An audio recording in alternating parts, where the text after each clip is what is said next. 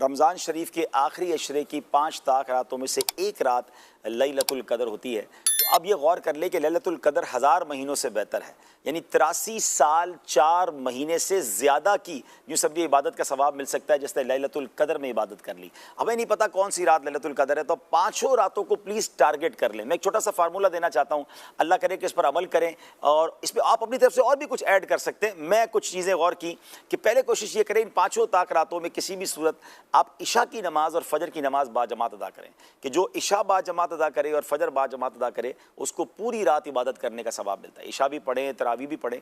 उसके बाद लैलतुल कदर में जो नवाफिल पढ़ता है उसकी फजीलत में यह आता है कि जिसने ईमान की हालत में नेकी कमाने के लिए नवाफिल पढ़े लैलतुल कदर में, तो उसको ये पिछले गुनाह बख्श दिए जाते हैं। तो 5 रातों में कुछ ना कुछ नवाफिल पढ़ें। सलातो तस्बीह की जमात हो रही है, सलातो तस्बीह में शामिल हो जाएं या अपनी तरफ से मजीद कुछ नवाफिल पढ़ लें। 2 चीज़ें हो गई, एक लिस्ट बना लें।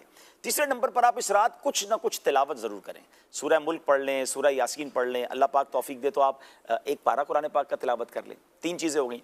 चौथे नंबर पे आप इस रात में कुछ तस्बीह ज़िक्र व अस्कार करें, कलमा पाक पढ़ लें, दुरूद पाक कसरत से कुछ पढ़ लें। यानी टारगेट कर लें कि भाई मैंने 200 बार कलमा पाक पढ़ना है, 313 बार दुरूद पाक पढ़ना है, फिर सुभान अल्लाह, अल्हम्दुलिल्लाह, अल्लाहु अकबर की एक तस्बीह पढ़नी है, कुछ ज़िक्र व अस्कार कर लें।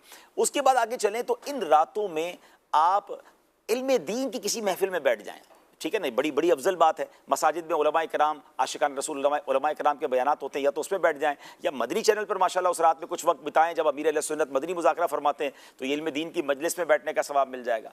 5वां काम ये करें कि अगर आपके पास वालिदैन हैं, सुभान अल्लाह, कितने खुश नसीब हैं वो लोग जिनके पास उनके माँ बाप भी हैं, माह रमज़ान भी हो और रमज़ान की ताक रातें भी हों, उनकी खिदमत करें, उनसे कुछ दुआएँ ले लें, उनकी दस्तबोसी कर लें, उनके दिल में खुशी का बाइस बन जाएँ, तो इंशाअल्लाह उनकी बरकत मिल जाएगी। और अगर माँ बाप नहीं हैं तो फिर हो सके तो कुछ देर के लिए कब्रिस्तान जाकर वहीं जाकर सूरह यासीन पढ़ लें, चले उनको भी सुना दें तो उनकी बारगाह में हाज़िरी हो जाए। और फिर एक और काम कर लें कि इन 5 ताक रातों में कुछ ना कुछ अल्लाह की राह में खर्च करें। बेशक 50 रुपये करें, जितनी आपकी हैसियत, 100 रुपये, 1000 रुपये, 10,000, लाख, जो अल्लाह ने आपको दिया है। 5 लिफाफे बना के रेडी रखें कि मिस ना हो जाए।